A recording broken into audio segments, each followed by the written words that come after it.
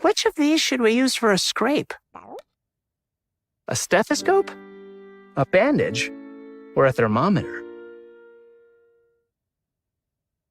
A bandage. A bandage to cover up scrapes and help them heal. Which of these should we use for bumps? The ice pack? The tongue depressor? Or the tweezers? The ice pack. Ice packs help bumps go down. What do you think would help with the sniffles? Cotton balls? Cotton swabs? Or tissues? Tissues. Okay, little ducky, blow your beak.